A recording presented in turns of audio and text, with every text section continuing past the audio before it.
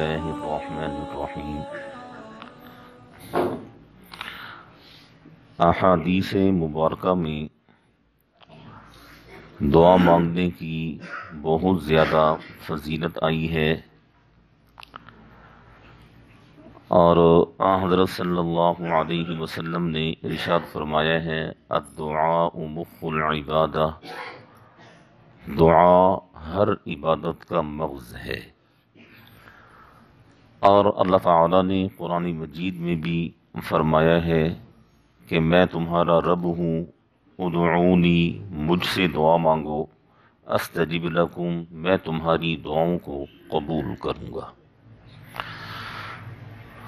دعا کی قبولیت کے لیے شرط یہ ہے کہ آدمی کے دل میں اضطراب ہو، آدمی پریشان ہو، آدمی کو اپنے گناہوں پر ندامت ہو، جتنی چاہت کے ساتھ، جتنی لجاجت کے ساتھ، جتنی عاجزی کے ساتھ، جتنی منت اور سماجت کے ساتھ دعا مانگی جائے گی، اللہ جل شانہ اتنی جلدی اس دعا کو شرف قبولیت بخشیں گے۔ قرآن مجید میں اللہ تعالیٰ فرماتے ہیں امن یجیب المضطر، مضطر کہا جاتا ہے پریشان حال آدمی کو، جسے کوئی راستہ نظر نہ آئے، سارے راستے جس کے لیے بند ہو چکے ہوں، اور بڑے اضطراب کی کیفیت میں وہ اللہ جل شانہ سے دعا مانگے، اللہ تعالیٰ فرماتے ہیں میں اس کی دعا کو قبول فرماتا ہوں۔ حجاج بن یوسف تاریخ اسلام میں ایک بڑا ظالم ترین شخص گزرا ہے، اور یہ تابعین میں سے ہے۔ صحابہ کرام پر بھی اس نے بڑا ظلم اور تشدد کیا ہے، اور اللہ تعالیٰ نے اس ظالم سے دین کا کام بھی دیا ہے، اور یہ ظالم ترین حکمران تھا، ظالم ترین انسان تھا۔ سینکڑوں لوگوں کو اس نے بے گناہ شہید کیا ہے، حتیٰ کہ صحابہ کرام بھی اس کے تشدد سے، اس کے ظلم و ستم سے محفوظ نہیں رہے ہیں۔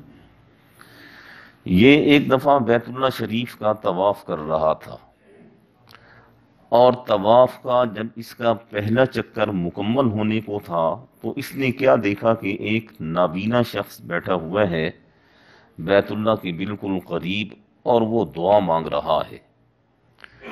تو حجاج بن یوسف وہاں ٹھہر گیا، تو اس نے سنا کہ یہ کیا دعا مانگتا ہے۔ تو وہ نابینا شخص دعا مانگ رہا تھا اے اللہ میری بینائی واپس لوٹا دے، میری بینائی واپس لوٹا دے، میری بینائی واپس لوٹا دے۔ حجاج بن یوسف نے یہ محسوس کیا کہ یہ بس ایسے ہی الفاظ کہہ رہا ہے، اس کے دل میں تڑپ نہیں ہے۔ جس طرح ہم لوگ ہر وقت دعا کرتے ہیں ربنا آتنا فی الدنیا، ربنا ظلمنا انفسنا، بس آیات پڑھ دیتے ہیں، دل میں تڑپ، دل میں چاہت نہیں ہوا کرتی۔ دعا کے لیے ضروری ہے دل میں تڑپ بھی ہو، دل میں اضطراب بھی ہو، چاہت بھی ہو کہ اللہ جل شانہ ہماری دعائیں، اور یقین بھی ہو کہ اللہ جل شانہ ہماری دعائیں سن رہے ہیں، اور وہیں سے دعاؤں کی قبولیت ہوگی۔ تو حجاج بن یوسف نے اس نابینا شخص کو ٹھوکر مار کر کھڑا کیا اور کہا کہ مجھے جانتے ہو؟ وہ نابینا شخص تھا، اس نے کہا جی میں نے پہچانا نہیں آپ کو۔ تو حجاج بن یوسف نے کہا کہ میں حجاج ہوں۔ تو وہ جو نابینا شخص تھا اس کے رونگٹے کھڑے ہو گئے کہ یہ ظالم شخص یہاں میرے سامنے کیسے آ گیا۔ تو حجاج بن یوسف نے پوچھا کہ کیا دعا مانگ رہے ہو؟ اس نابینا شخص نے کہا کہ میں اللہ تعالیٰ سے یہ دعا کر رہا ہوں کہ میری بینائی واپس آ جائے۔ حجاج بن یوسف نے کہا کہ دیکھ میں طواف کر رہا ہوں، میرا پہلا چکر مکمل ہو گیا ہے، 6 چکر میرے باقی ہیں، 7ویں چکر میں جب میں یہاں پہنچوں گا اگر تیری بینائی واپس آ گئی تو ٹھیک، اگر تیری بینائی واپس نہ آئی تو میں تجھے یہیں قتل کر دوں۔ یہ کہہ کر حجاج بن یوسف طواف میں لگ گیا، تو وہ جو نابینا شخص تھا اس کے دل میں اب بڑی بے چینی، بڑا اضطراب اور بڑی پریشانی پیدا ہوئی کہ بینائی ملے نہ ملے جان ضرور جائے گی۔ تو اس نے اللہ تعالیٰ سے دعا کی۔ اب اس وقت کی جو دعا تھی، جب اسے جان کے لالے پڑے ہوئے تھے اور اپنی جان جاتی ہوئی نظر آ رہی تھی، اب اس نے بڑے تڑپ کر اللہ تعالیٰ سے دعا مانگی، باری تعالیٰ بینائی دے دے، اگر بینائی نہیں دے گا تو پھر میری جان بھی اب جائے گی، مہربانی فرما، کرم فرما۔ اس نے اتنے تڑپ سے اللہ تعالیٰ سے دعا مانگی کہ حجاج بن یوسف جب 7واں چکر مکمل کر کے وہاں پہنچا تو دیکھا کہ وہ شخص کھڑا ہے اور مسکرا رہا ہے، اور حجاج بن یوسف سے کہتے ہیں کہ میری بینائی وہ واپس آ گئی ہے۔ حجاج بن یوسف بھی خوش ہو گیا۔ جب حجاج جانے لگا تو اس شخص نے حجاج کو پکڑ لیا اور کہا کہ یہ تو بتا، تو نے مجھے یہ کیوں کہا تھا کہ میں تجھے قتل کر دوں گا؟ تو حجاج نے کہا، بندہ خدا، دعا اس طرح مانگی جاتی ہے جس طرح تو مانگ رہا تھا، کہ تیری توجہ کہیں اور، دھیان کہیں اور، ہاتھ تو نے کدھر اٹھائے ہوئے، چہرہ تیرا کدھر پھرا ہوا، اور بس الفاظ ہی الفاظ مجھے نظر آ رہے تھے، دل کی چاہت، دل کی تڑپ مجھے نظر نہیں آ رہی تھی۔ تو میں نے کہا کہ میں اس پر موت کے خوف کو مسلط کروں تو پھر جا کر یہ چاہت اور تڑپ کے ساتھ دعا مانگے گا۔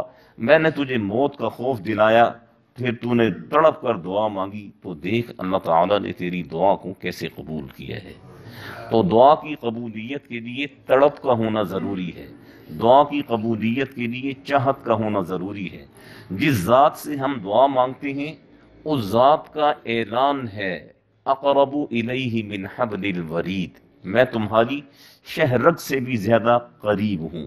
اس رب کا اعلان ہے، ربکم، میں تمہارا رب ہوں، ادعونی، مجھ سے دعائیں مانگو، استجب لکم، میں ہی تمہاری دعاؤں کو قبول کروں گا۔ اور اس سے بڑا اعلان اس رب نے کہا، ان الذین یستکبرون عن عبادتی، جو لوگ مجھ سے دعائیں نہیں مانگتے ہیں، تکبر کا مظاہرہ کرتے ہیں، سیدخلون جہنم داخرین، میں پھر انہیں دوزخ کے اندر ڈالوں گا۔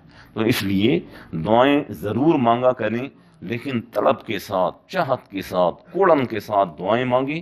اللہ جل شانہ دعائیں ضرور قبول فرماتے ہیں، اور اللہ جل شانہ کا یہ وعدہ ہے، اور اللہ جل شانہ اپنے وعدے کو ضرور پورا فرماتے ہیں۔ دعا فرمائیں اللہ تعالی ہم سب کو سمجھنے کی، عمل کرنے کی توفیق نصیب کرے۔